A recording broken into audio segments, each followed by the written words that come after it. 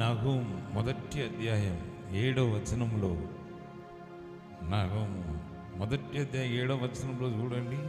యెహోవా ఉత్తముడు శ్రమదినమందు ఆయన ఆశ్రయదుర్గము తన యందు నమ్మిక ఉంచు వారిని ఆయన ఎరుగును. తన యందు నమ్మిక ఉంచు వారిని ఆయన ఎరుగును. ఆయన దయాళుడు, ఆయన ఉత్తముడు. 13వ వచనంలో చూడండి. 13వ వచనంలో, వారి కాడిమ్రాను నీ మీద మోపబడకుండా నేను దాన్ని విరగొట్టుదును.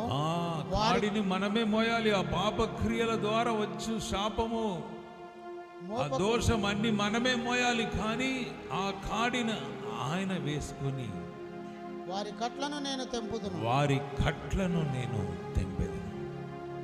పాపము ద్వారా కట్టబడిన మనుషుల